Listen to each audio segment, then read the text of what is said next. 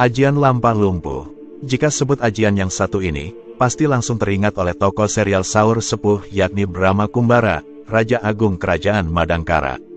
Kita akan bahas dan bongkar rahasia ajian Lampah Lumpuh agar dulur semua mengetahui. Silahkan disimak, jangan di-skip agar tidak gagal paham.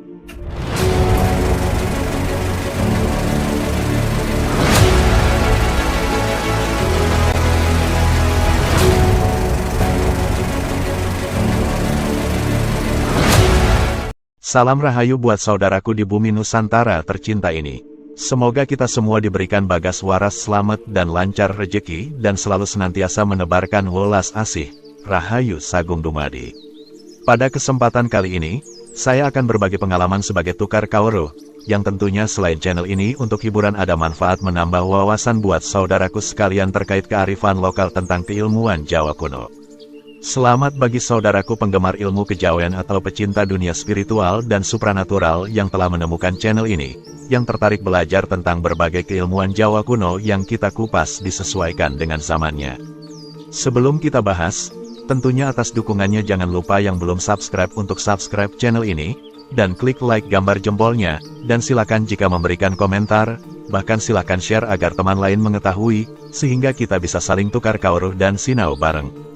Tema kali ini kita akan ungkap tentang ajian Lampah Lumpuh. Ajian Lampah Lumpuh adalah salah satu ajian atau ilmu kanuragan dari tradisi keilmuan Jawa kuno yang memiliki kekuatan supranatural untuk membuat lawan tidak bisa bergerak. Dalam bahasa Jawa, lampah berarti melangkah atau berjalan, sedangkan lumpuh berarti tidak bisa bergerak. Ajian ini bertujuan untuk membuat musuh tidak berdaya dan tidak mampu bergerak, sehingga memberikan kesempatan bagi penggunanya untuk mengambil kendali dalam situasi konflik atau pertempuran. Sejarah ajian Lampah Lumpuh. Ajian Lampah Lumpuh dipercaya berasal dari zaman kerajaan-kerajaan kuno di Jawa, seperti Mataram, Majapahit, dan Pajajaran. Ilmu ini diajarkan secara turun-temurun oleh para leluhur dan dukun sakti yang menguasai berbagai macam ajian dan ilmu kanuragan. 1. Zaman Mataram kuno. Pada masa ini, para raja dan ksatria sangat menghargai ilmu kanuragan dan kesaktian. Mereka seringkali berguru kepada para dukun sakti untuk mempelajari ajian-ajian yang dapat melindungi mereka dalam pertempuran. Ajian Lampah Lumpuh dianggap sebagai salah satu ilmu yang sangat berguna karena bisa melumpuhkan musuh tanpa harus melakukan kontak fisik. 2. Majapahit. Kerajaan Majapahit dikenal dengan kejayaan dan kekuatan militernya. Para prajurit Majapahit dilatih dengan berbagai ajian dan ilmu kanuragan untuk memperkuat kemampuan bertempur mereka. Ajian Lampah Lumpuh menjadi salah satu ajian yang diajarkan kepada para prajurit elit untuk melumpuhkan musuh dengan cepat dan efisien. 3. Pajajaran. Kerajaan Pajajaran juga memiliki tradisi keilmuan yang kaya akan ajian-ajian supranatural. Para penguasa dan ksatria Pajajaran sering menggunakan ajian Lampah Lumpuh untuk mempertahankan wilayah mereka dari serangan musuh. Ajian ini dianggap sangat efektif dalam menjaga keamanan kerajaan. Metode penggunaan. Ajian Lampah Lumpuh biasanya melibatkan ritual dan doa-doa khusus yang harus dilakukan oleh penggunanya. Berikut adalah langkah-langkah umum yang biasanya diikuti. 1. Persiapan diri. Pengguna harus membersihkan diri secara fisik dan spiritual sebelum melakukan ritual. Hal ini dilakukan untuk memastikan bahwa energi negatif tidak mengganggu proses ajian. 2. Ritual. Pengguna melakukan ritual tertentu, seperti bersemedi di tempat yang sunyi dan sakral. Mereka akan mengucapkan mantra-mantra khusus yang telah diajarkan oleh guru atau leluhur mereka. 3. Konsentrasi dan visualisasi. Pengguna harus memusatkan pikiran dan energi mereka, sambil memvisualisasikan lawan menjadi lumpuh. Kekuatan dari ajian ini dipercaya berasal dari kekuatan pikiran dan keyakinan yang kuat. 4. Pelaksanaan. Setelah ritual selesai, pengguna dapat mengarahkan energi ajian ini kepada lawan dengan cara tertentu, seperti melalui tatapan mata atau gerakan tangan. Lawan yang terkena ajian ini akan merasa tubuhnya tidak bisa bergerak atau lumpuh sementara waktu. Pengaruh dan legenda. Ajian Lampah Lumpuh telah menjadi bagian dari berbagai legenda dan cerita rakyat di Jawa. Banyak kisah yang menceritakan tentang para ksatria sakti yang menggunakan ajian ini untuk menaklukkan musuh mereka. Dalam beberapa cerita, ajian ini bahkan digunakan untuk melumpuhkan makhluk halus atau roh jahat yang mengganggu manusia. Meskipun zaman telah berubah, kepercayaan terhadap ajian-ajian seperti lampah lumpuh masih tetap ada di kalangan masyarakat Jawa. Mereka melihat ajian ini sebagai warisan budaya yang harus dijaga dan dihormati. Ajian lampah lumpuh merupakan salah satu contoh dari kekayaan spiritual dan budaya Jawa kuno. Ilmu ini menunjukkan bagaimana leluhur Jawa memadukan kekuatan pikiran, spiritualitas, dan ritual untuk menciptakan kemampuan supranatural yang luar biasa. Meskipun tidak lagi digunakan dalam konteks pertempuran seperti zaman dahulu, ajian ini tetap menjadi simbol dari kekuatan dan kebijaksanaan yang diwariskan oleh para leluhur. Berikut adalah contoh mantra Jawa untuk ajian lampah lumpuh dan tata cara menguasainya. Perlu diingat bahwa ini adalah rekonstruksi dari tradisi lisan dan tidak ada bukti ilmiah yang bisa membuktikan efektivitas mantra ini. Mantra dan tata cara ini disusun berdasarkan elemen-elemen tradisional Jawa kuno. Mantra ajian lampah lumpuh sebagaimana berikut ini. Om Sang Hyang Jagatnata, Ratu Sukma Manggala, Kulo Njaluk Kawicaksanan. Lampah lumpuh, lampah lumpuh, lampah lumpuh. Saking daya Ratu Kumbara, seger jagat kasunyatan. Mering alit kulo, kulo kang murba. Datan isalu mampah, kulo peksi. Aji lampah lumpuh dadi kasunyatan. Mugi Gusti ngideni paring karidan. Tata cara menguasai ajian lampah lumpuh. 1. Persiapan. Tempat dan waktu, pilih tempat yang tenang dan sepi, seperti ruang meditasi atau tempat yang sakral. Waktu yang disarankan adalah pada malam hari, terutama malam Jumat Kliwon, yang dipercaya memiliki kekuatan spiritual tinggi. Bersuci, sebelum memulai, lakukan ritual bersuci atau mandi keramas untuk membersihkan diri dari kotoran fisik dan spiritual. Gunakan air yang telah didoakan untuk membersihkan tubuh. 2. Meditasi dan konsentrasi. Duduk yang nyaman, duduk dalam posisi bersila atau dalam posisi yang nyaman, dengan punggung tegak. Pejamkan mata dan mulai dengan pernapasan dalam yang teratur. Visualisasi, bayangkan diri Anda dikelilingi oleh cahaya putih yang murni dan bersih. Visualisasikan energi dari alam semesta masuk ke dalam tubuh Anda melalui puncak kepala dan mengalir ke seluruh tubuh. 3. Pengucapan mantra. Pengucapan, ucapkan mantra ajian lampah lumpuh dengan suara pelan namun jelas. Ulangi mantra ini sebanyak 33 kali, dengan konsentrasi penuh pada setiap kata yang diucapkan. Pernapasan, selama mengucapkan mantra, tarik napas dalam-dalam melalui hidung dan keluarkan perlahan melalui mulut. Rasakan energi mengalir dalam tubuh Anda. 4. Ritual tambahan, bunga dan minyak, siapkan bunga melati dan minyak cendana. Setelah mengucapkan mantra, oleskan minyak cendana pada tangan dan kaki sambil mengucapkan doa agar diberi kekuatan. Pusaka atau keris. Jika memiliki keris atau pusaka, letakkan di depan Anda selama ritual dan mintalah restu dari leluhur atau kekuatan spiritual yang Anda percayai. 5. Latihan fisik dan mental. Latihan fisik, lakukan latihan bela diri secara rutin untuk meningkatkan kemampuan fisik dan ketahanan tubuh. Latihan ini bisa berupa pencaksilat, yoga, atau latihan fisik lainnya. Latihan mental, latihlah diri Anda untuk tetap tenang dan fokus dalam berbagai situasi. Meditasi harian dan latihan pernapasan dapat membantu meningkatkan konsentrasi dan ketenangan batin. 6. Penggunaan dalam situasi nyata. Sebelum menghadapi lawan, sebelum menggunakan ajian ini dalam situasi nyata, tarik napas dalam-dalam dan ucapkan mantra di dalam hati. Visualisasikan lawan Anda menjadi lumpuh dan tidak mampu bergerak. Tanggung jawab, gunakan ajian lampah lumpuh dengan bijak dan hanya dalam situasi yang benar-benar membutuhkan. Jangan gunakan untuk hal-hal negatif atau merugikan orang lain tanpa alasan yang jelas dan sah. Menguasai ajian lampah lumpuh bukan hanya tentang menghafal mantra, tetapi juga memahami dan meresapi nilai-nilai spiritual dan etika yang terkandung di dalamnya. Latihan yang konsisten dan disiplin, serta niat yang tulus, sangat penting untuk menguasai ajian ini. Selalu ingat bahwa kekuatan sejati berasal dari kebijaksanaan dan pengendalian diri. Serial Saur Sepuh adalah salah satu sandiwara radio legendaris di Indonesia yang sangat populer pada akhir 1980-an hingga awal 1990-an.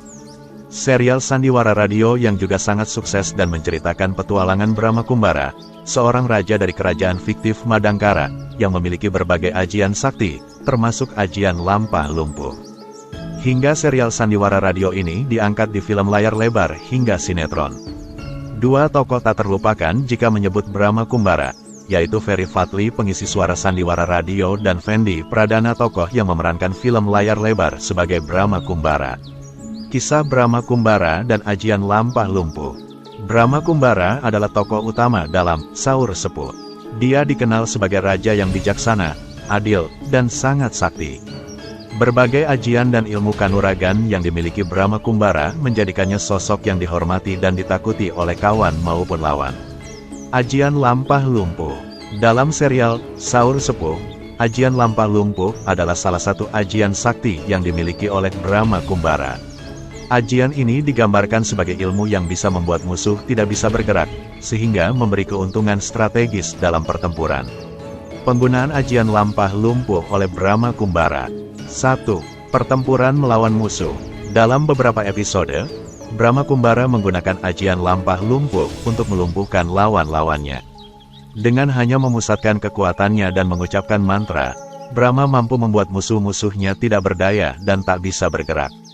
Ini seringkali memberikan kesempatan bagi Brahma dan pasukannya untuk menang tanpa harus mengorbankan banyak prajurit. 2. Misi penyelamatan. Ajian Lampah Lumpuh juga digunakan oleh Brahma dalam misi-misi penyelamatan, baik untuk menyelamatkan rakyatnya yang tertindas maupun dalam usaha menyelamatkan orang-orang yang dicintainya.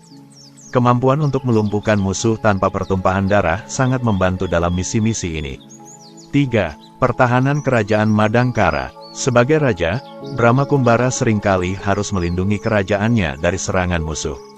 Ajian Lampah Lumpuh menjadi salah satu senjata andalan yang digunakan untuk mempertahankan wilayah Madangkara dari invasi atau pemberontakan. Dengan ajian ini, Brahma bisa membuat banyak prajurit musuh lumpuh dan tak berdaya, sehingga menjaga keamanan kerajaannya. Dampak dan popularitas. Serial Saur Sepuh dengan tokoh Brahma Kumbara yang memiliki ajian lampah lumpuh sangat mempengaruhi budaya populer Indonesia pada masanya. Banyak penggemar yang terinspirasi oleh kisah-kisah heroik dan nilai-nilai kepahlawanan yang ditampilkan dalam serial ini.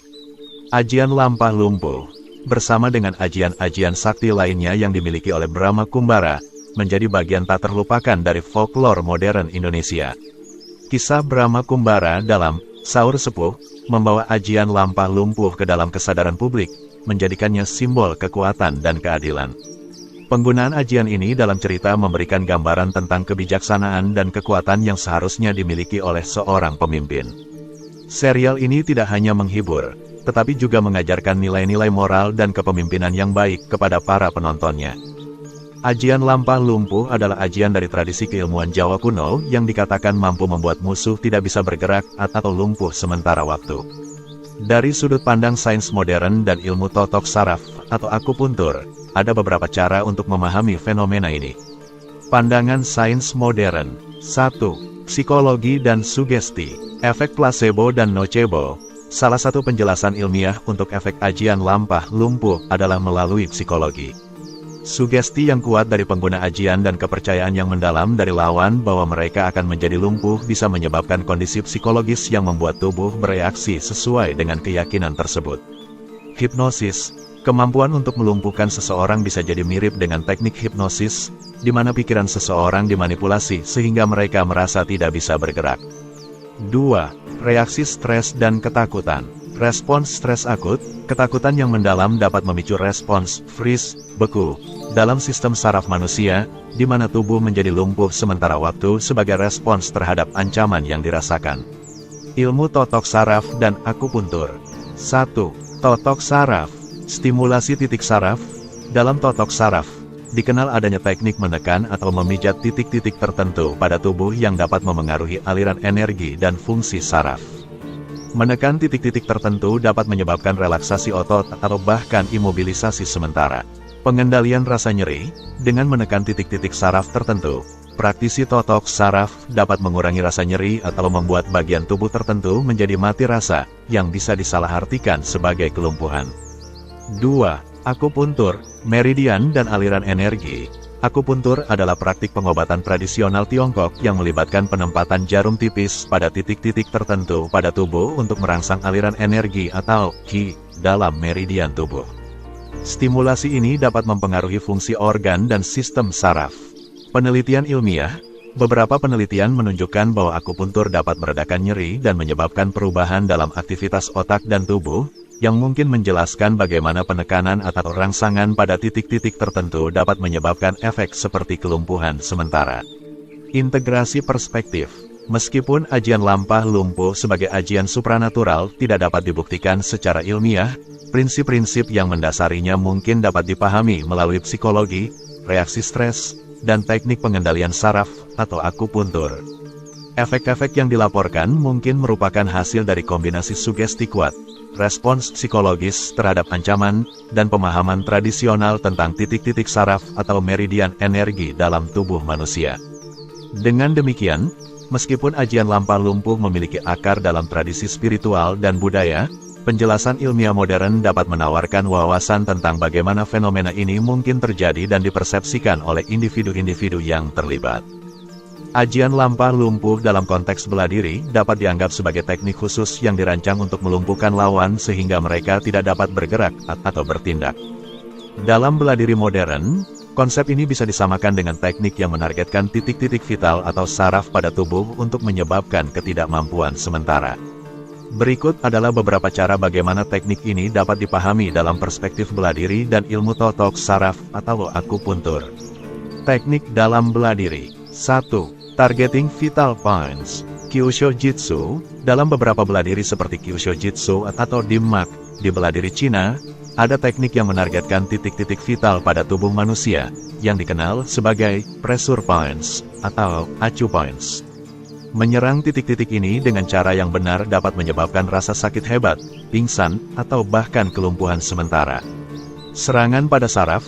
Teknik menyerang saraf-saraf utama, seperti yang ada di leher atau di antara tulang rusuk, dapat mengganggu aliran listrik dalam tubuh dan menyebabkan kelumpuhan sementara atau kehilangan kendali otot.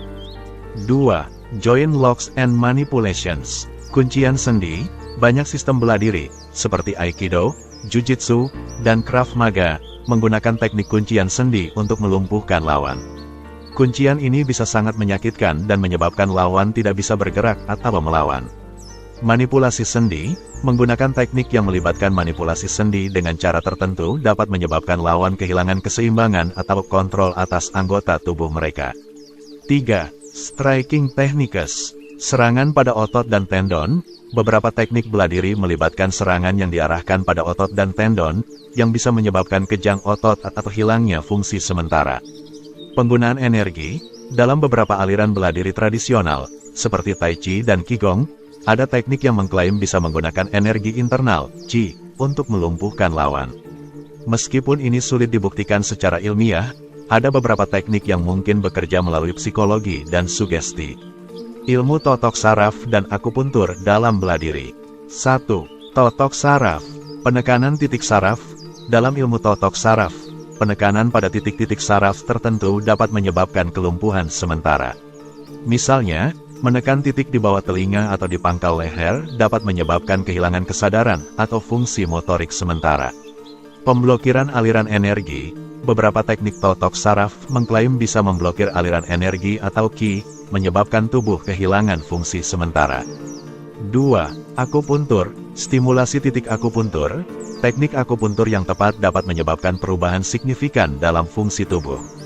Menyalahgunakan pengetahuan ini dalam konteks bela diri bisa menyebabkan kelumpuhan atau rasa sakit yang hebat.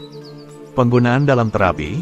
Meskipun akupuntur umumnya digunakan untuk penyembuhan, prinsip-prinsipnya dapat dimodifikasi untuk digunakan dalam konteks bela diri. Integrasi perspektif. Ajian lampah lumpuh dalam bela diri mungkin paling baik dipahami sebagai teknik yang memadukan pemahaman mendalam tentang anatomi manusia, psikologi, dan kemampuan untuk memanipulasi titik-titik vital dan saraf dalam tubuh. Meskipun konsep tradisionalnya bersifat supranatural, banyak elemen dari ajian ini dapat dijelaskan melalui ilmu pengetahuan modern tentang tubuh manusia dan teknik bela diri yang efektif. Teknik ini mengajarkan pentingnya pengetahuan anatomi, kemampuan untuk memanfaatkan titik lemah lawan, dan pengendalian mental dan fisik dalam situasi konflik. Dengan cara ini, ajian ini tetap relevan dan dapat diaplikasikan dalam bela diri kontemporer, baik dalam latihan maupun pertahanan diri. Ajian lampah lumpuh dalam konteks bela diri pencaksilat Jawa kuno merupakan teknik khusus yang dirancang untuk melumpuhkan lawan sehingga mereka tidak dapat bergerak atau bertindak. Dalam pencaksilat, ajian ini memadukan unsur-unsur fisik, mental, dan spiritual untuk mencapai efek yang diinginkan. Berikut adalah penjelasan tentang bagaimana ajian lampah lumpuh digunakan dalam pencaksilat Jawa kuno. Teknik dan prinsip ajian lampah lumpuh dalam pencaksilat Jawa kuno. 1. Pengetahuan tentang titik vital. Titik vital, sasaran. Dalam pencaksilat, terdapat pengetahuan mendalam tentang titik-titik vital atau lemah pada tubuh manusia. Serangan yang tepat pada titik-titik ini dapat menyebabkan kelumpuhan sementara atau permanen. Beberapa titik vital ini termasuk leher, tulang belakang, sendi-sendi utama, dan saraf-saraf penting. 2. Gerakan dan serangan khusus. Teknik pukulan dan tendangan. Teknik-teknik pukulan dan tendangan yang diarahkan pada titik-titik vital ini dapat menyebabkan lawan kehilangan kontrol atas tubuh mereka. Misalnya, pukulan keras pada saraf tertentu di leher bisa menyebabkan pingsan atau kelumpuhan sementara. Kuncian dan manipulasi sendi. Kuncian sendi yang tepat dapat menyebabkan lawan tidak bisa bergerak atau merasakan sakit yang luar biasa. Teknik ini seringkali digunakan untuk mengendalikan atau melumpuhkan lawan tanpa harus menyebabkan cedera permanen.